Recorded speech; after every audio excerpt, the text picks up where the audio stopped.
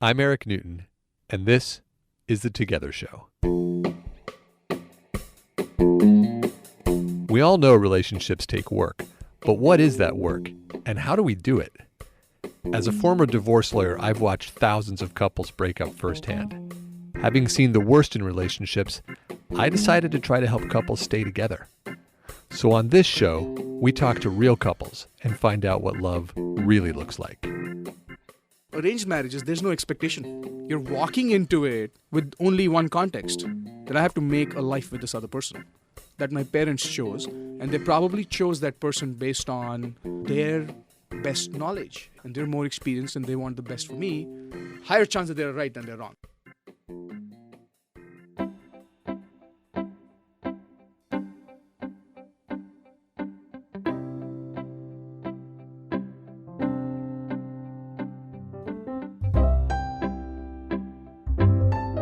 Welcome to the show, everyone. Thanks for joining. One thing that's clear is that there really is no such thing as traditional marriage. The Ward and June Cleaver version that most people are referring to when they say traditional marriage is actually quite odd when observed from the perspective of the entire global history of marriage. There is one form of marriage in the world, however, that more couples adhere to than any other. And this type of marriage is so effective that the divorce rate may be as low as 1% in the regions of the world where this is the predominant form. Today's episode is a story of how one couple is navigating the challenges of merging two cultures and two forms of marriage into one life. In today's episode, we'll hear how this couple came together and what this cultural merger has looked like. In Thursday's installment, these two share a fight with us that they haven't quite resolved, and we get to see how they work it out, at least partly. So with that, let's go to Akriti and Amandeep. I don't know anything about the two of you. We've never met, and this is, I think, my favorite way to do an interview because it's just a complete mystery and a surprise the whole way through. But give me some background. How did you meet? What's the story of your two coming together? Sure. So, Akriti and I went to high school, middle school, actually before that, like probably junior school together. Elementary, yeah. And we knew of each other. We didn't know each other very well. And all the way back to elementary school? Yeah, I think so. It was back in elementary school. Yeah. You guys. It's like grade 3 or 4, probably as early as that. Yep. And this was in India. In Delhi. To give you in Delhi. To give you a background on that, Delhi schools are almost like a factory. At least We the one have- that at we least were in. the one that we went to. It was 1,000 students in just one class. So grade 11 would have at least 1,100 people. 1,100 people. So Wow. So you don't necessarily know everybody in No. the No, batch, right? yes, It's kind of absolutely. crazy it's crazy that you would know somebody this long to begin with, but then in a school that size, it's Yeah. even more Yeah. so. Yeah. Yeah. Okay, so So we were familiar faces, but we were not in that same friend circle. right. So we knew there was somebody who called Amandeep existed, and he knew that somebody called Akriti existed. Yeah. Yeah. So I 2008, I moved to the States for grad school and stayed back and sort of worked here. And I joined a startup in 2011, and that the job there involved a lot of travel. So I would be all over the place. Like some days I'm in Boston, then I'm in New York, then I'm going to Singapore. So a fair bit of travel. Hard to meet somebody. That's right. That's right. And dating was not top of mind for me Right. at that time, because I was trying to just build my career. Yeah. Now, one of the tools that I used to use, and I still use it, is TripIt. So I would send all my travel itinerary to TripIt. It would set it up, organize it, make sure it'll give me alerts on, your flight's half an hour late, or so-and-so trip is coming up, etc. What it also did was it would post to my Facebook Where you were going. where I was going. Yeah. So here I am in Delhi, and on my way to work, it takes me an hour to get to work and back. And of course, you open your Facebook and you're curious about what others are up to. And almost every day, not every day, but every week, I would see, Amandeep is traveling Boston, he's traveling here. And I personally love traveling. And I was like, okay, what does this guy do that he travels so much? And you guys were connected on Facebook because you'd been friends in elementary school? Yes, because Yeah, we were just connected on Facebook, like you connect with everybody. Yeah, else. yeah. you connect you with know, everybody. yeah. Okay. So it's like, oh, same school, we know of each other, so let's connect. Yeah. And when I kept seeing the post or notification pop up, I got really curious. Yeah. So I said, okay, let me just like message him. So I messaged him like, hey, what do? You travel so much. I would love to, take your job. And I want to take your job. and yes, so it started with that, and he messaged back, and we just started chatting over Facebook. Yeah. And then he came to India for his sister's wedding, and he said, hey, I'm here. How about we meet? Oh, so you were in India the whole time? Yes. Yeah. Oh, you hadn't left yet. Okay. I hadn't left And I was yet. here. Yeah. And Oh, he wow. was here. All Yes. right. So before we actually met face to face, we were talking nonstop every day. And India and San Francisco, Delhi and San Francisco is 12 and a half hours time difference. So Right. I was like his alarm clock, and he was my alarm clock.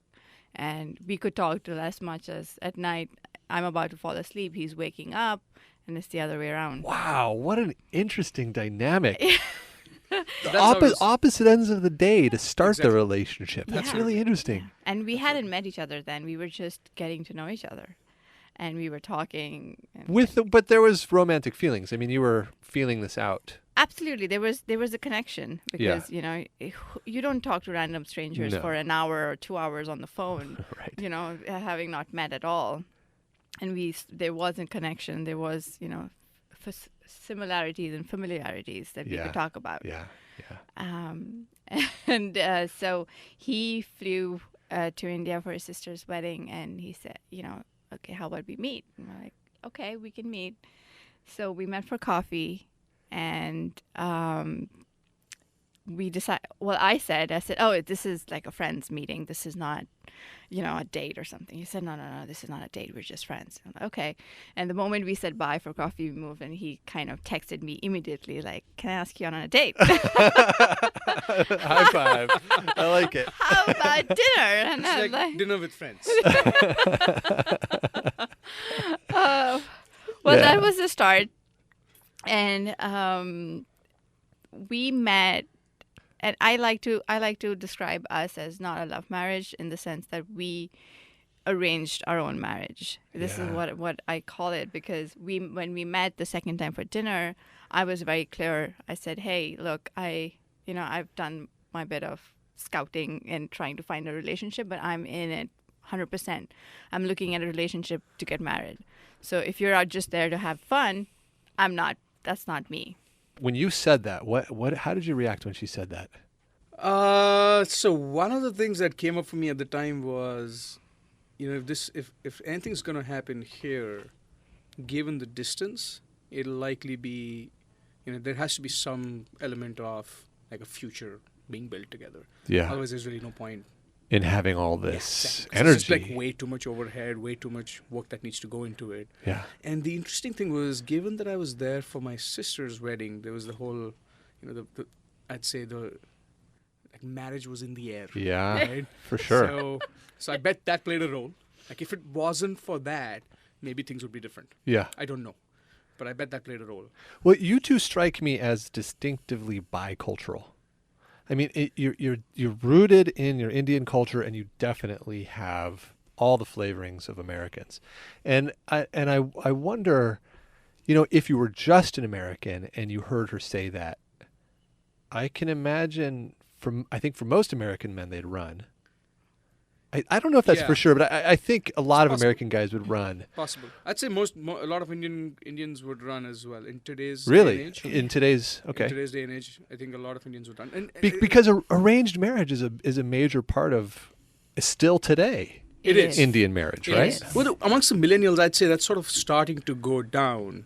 And in the bigger cities where people have a lot more exposure to the Western culture Yeah. and a lot more education, I'd say there's a fair bit of American influence or a fair bit of Western influence. And you'd be surprised that in some cases we are probably more conservative culturally, the two of us, than some of our friends who are actually living in Delhi. Oh yeah, I'm surprised every time I go back to India. I'm just surprised at the people there. And my brother, I have a brother who's 8 years younger to me, and interacting with his friends and the way they behave and the conversations, I'm like, oh my God, I'm more Indian than you guys are. And she hasn't been out for too long. Sometimes It's you been just need- 3 years. Yeah, Sometimes you need the distance, huh? absolutely. I wonder, do you think that arranged marriages are inherently more or less stable than love marriages? That's a great question. I don't think so. I don't think it matters whether it's arranged or love marriage. It's either ways. Once you're married, you're like, okay, I'm in this. Yeah. You know, it's. I think when it's coming from it, being an Indian, when it's an arranged marriage, it's almost like, okay, I'm in this, and I gotta make this work. Yeah. There's no option of separating or a divorce, and that's coming from our conservative Indian mindset. Right. So you try very hard to make the relationship work. With love marriage, I mean, I think we would categorize ourselves in both, but with love marriage, I would say that there is still, because of that comfort and that familiarity, you can say what you want to, and you're like, I made this choice, but I can get out of it. With the arrange, it's more like, okay, I'm in this, I got to make this work. Yeah, that's kind of why I was curious. It seems, there's a historian who wrote a book about the history of marriage. Her name's Stephanie Kuntz. I think she's in Oregon or somewhere up Pacific Northwest. And she posits that it was the influence of love on marriage that caused the destabilizing effect and resulted in the divorce rate that we have, because love is so fickle. It's an emotional experience, whereas historically marriage was about other things than love. And love was actually, if you got love in your marriage, great, but it wasn't a necessity. And sometimes it was actually frowned upon. Interesting. And she, and a lot of people point to India as this beautiful, I guess it's a blossoming culture in this respect, because it's still today primarily arranged marriages, and they seem fairly stable in the sense that they stay together. I don't know if they're stable, but they stay together. I think my opinion on that is slightly different, but sort of lines up with what Akriti is saying, in that with one thing that happens in love marriages is you expect the person to be a certain way based on what you've known them to be. Interesting. Right? And then, people evolve, people change. So now if I keep expecting Akriti to be a certain way 2 years into the marriage, 5 years into the marriage, 6 years into the marriage, you're approaching the idea of marriage being, I want more of this that I've had, and putting the stamp of marriage is going to get me more of this, whatever that existing relationship is.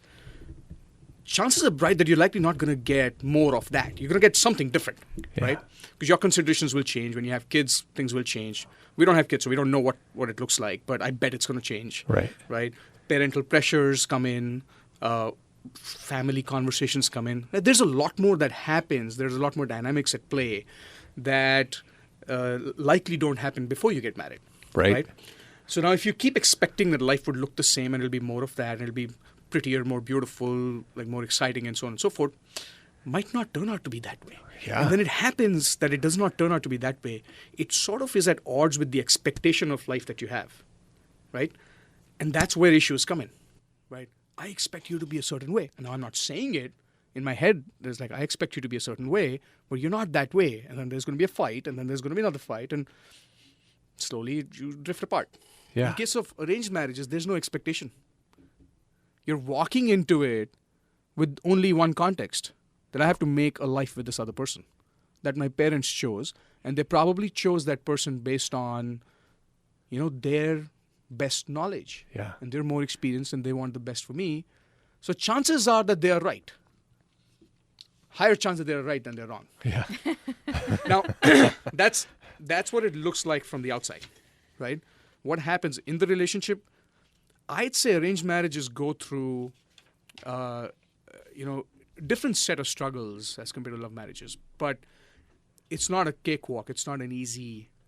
It's not. They're not any easier than love marriages, I'd say. They're not easier. They're not any easier because now it's a complete stranger, right? You're going to discover things about them that you might completely hate down Yeah. the road, Yeah. right? Some habits, something that they like, something that they don't like, something Yeah. that they do, whatever, right?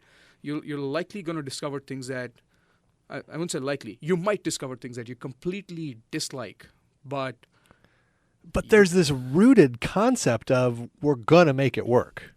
right. And I think that if you notice what's happening in India today, the divorce rate there is through the roof. It's not the same as What range is it? at this point. The last that I heard was it was in the 30 to 40%. Okay. It's lower than ours. Yeah, exactly. So it's definitely lower than. Yeah. Now I don't know where the stats come from. I haven't. Yeah. I'm not authority on that. Yes. But I've heard in that range. range. Okay. I could be completely wrong. Right? Yeah. But Yeah. point is that it's not zero. Right. Right. It's not zero. Now is that people look at the Indian culture and say that they have this arranged marriage thing figured out. Maybe that's the way to do it. There could be another dynamic at play there, which is there's a lot more acceptance of the idea of divorce today than it was 15 years ago. Are we seeing more divorces now because of that?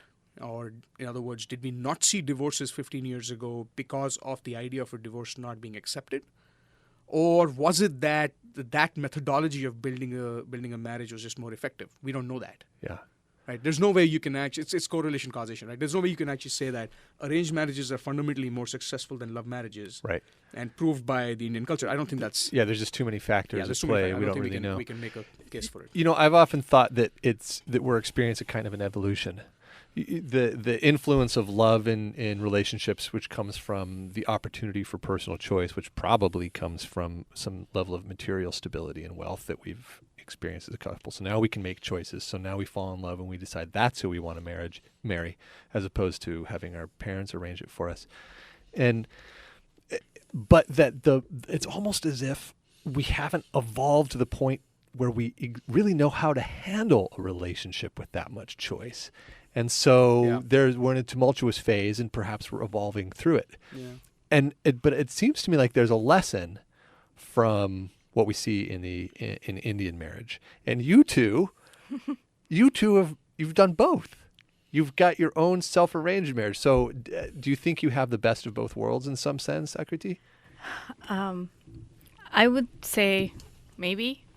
The advantage we had here was that we arranged our own marriage in the sense that at least he and I had the opportunity to meet each other and get to know each other.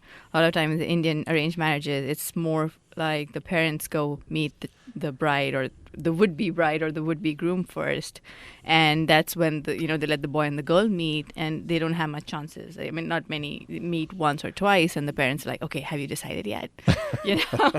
So with us, it was so more fast. really fast, and we think even now that our marriage happened very, very fast. When we met in February 2012 for the first time, and we got married in February 2013. So wow, yeah, that's great. So and being in two different countries altogether, so it wasn't that we were spending every weekend hanging out with each other. It wasn't this. It was. And then you had to move to the U.S. And I moved to the U.S. Yes. Yeah. So the advantage, one, of course, that we met each other and we kind of approved of each other before we introduced the parents. Yeah. And it was a difficult conversation with our parents too, because I went to my parents and said, "Hey, I've met somebody, and they are looking for a guy for me," and I'm very, very, very close to my mother. So her instinct was like, "Is he in San Francisco? Oh my God, you're going to move? No, I don't want." And I don't know, but his parents were busy with his sister's wedding, and the advantage we had with the arranged side of it was the parents meeting and hitting it off so well. Oh, great. That was the best part. And in Indian cultures, they say that, they especially tell the kids that you're not marrying the person, you're marrying the family. The whole family. Mm-hmm. And that is one of the reasons that, the arranged marriages set up, they usually are successful, is because you are not only meeting the person you're going to marry, but you're meeting the family, and you're making sure there's that connection there as well. And then you've got support from both sides to keep the Absolutely. marriage together. Yes, That's so invaluable. It is, and we love it. Our parents, they get along so well. They're hanging out every weekend. There's brunch or dinner plans. Whenever we talk to somebody, they're like, "Oh, we were hanging out and we're going for movies." And we love the fact that our parents get along so well, and that actually helps us make sure that we work on our relationship even more. Right. Yeah, because we've run into our challenges and we run into issues all the time, and it's easy to give up. Yeah. It's very easy to say, and especially when we're here away from family, it's actually an easier choice to make to split up. Because they're not there holding you to the They to don't the hold commitment. you. Nobody holds you to account. The impact, the perceived impact of the relationship not working, is an easier life. Right. Right. It's not. You don't see the impact on the rest of the family because they're not around you. Yeah. But those dynamics between the parents actually were very present to that, and being present to that makes our commitment and our resolve stronger. So you guys have a commitment for life. A lot of people that I've been interviewing recently say that they, in their wedding vows, didn't say anything about for life because they see relationships end and they didn't want to be naive, essentially. But you two clearly have said this is for life. Oh, yes. So we don't. I don't look at it like that. I say, if you're getting into it, you're getting into it. Otherwise, don't get into it. Yeah. You're either in it to win it or you're not. Or you're not. Yeah. Right? Yeah. So, given that that's how we look at it, we're also very, very cognizant of the fact that you're in it for life, but doesn't mean that you have to suffer. Right. Right? So if something's not working, you go to work to make it work. Right. If it still doesn't work, you get external help. If it still doesn't work, you get more external help. But if you get to a point where you say, oh crap, this is not cutting it, right? You don't have to make the other person suffer. Yeah. So I think our commitment is not necessarily, the way I look at it, our commitment is not necessarily to be married for life, right? Although that is there. But our commitment is definitely of love and harmony. That is an unshakable commitment, at least in my mind. Yeah. Is that how you would say it? Yeah, whether it's clear. He summarized it pretty well. It's like whether we're together or not. Definitely, when we got married, it was not something that I'm trying this out, or I'm getting into this marriage, and I'll see it maybe in 3 years. If it doesn't work, I'll get out of it. It was definitely that this is something that's for life, and we will make it work. And individually, both of us have also promised to each other that, yes, I will make that effort to make this work. And we did also have that conversation that if this does not work out, that does not mean that we leave with a bitter note. There has to be love and harmony. We might not be friends afterwards, or we don't know. But respectfully acknowledging that this relationship has, reached its natural end, or it's not going to work anymore because he and I have given our 100% in trying to make it work. Yeah. And then separating is much, much more, I think, respectful, rather than just saying, okay, I'm done with you. I can't handle this anymore. Goodbye. Now, here's the interesting thing that happens when we look at it like that. Yeah. Given that the commitment is love and harmony, the moment we bring that into the picture, that unworkability dissolves, and that's how we deal with fights. That's fantastic. So it's sort of counterintuitive to think of it like that. And, Yeah. I was actually thinking about it this morning. This very thing. The way to resolve the fight was to bring in love and harmony. Yeah. Right. And the moment we bring that in, whatever we are disagreeing over kind of seems petty. Right. Right? It starts to look stupid. Because Yeah. when we're committed to each other's happiness and harmony between the two of us, things just fall into place on their own. Well, that's where we're cutting the first installment of Akriti and Amandeep. Thanks for joining us. And be sure to tune in Thursday for the second half, where we get to hear how these two resolve a fight that's not quite finished. If you like today's show, please subscribe to us on iTunes. It makes a big difference to us when you do that. If you have any questions or comments, or if you'd like to be on the show, please reach out to us via one of our social platforms. Our website is www.together.guide. Our Facebook page is Facebook/Together Show. Twitter and Instagram are both Together_show, or you can email me at host@together.guide. Our producer is Charlene Goto. Our web designer is Courtney Munna. Our art director and the love of my life is Aubrey Pick. Thanks once again to our guests, Akriti and Amandeep. Guys, can I come to India with you? I can't imagine a better time there. Be sure to tune in for the next episode in which you will hear withholding, something that threatens you or something like that. It's clearly important. And if you do not address what's important to you with the other person, and you withhold it, it's not going to go away. And then it'll morph into something else, and it'll morph into something else, and you'll create some other story about it. And then it ends up becoming something that it really is not. It shows up in a different manner. That's all for today, folks. See you next time.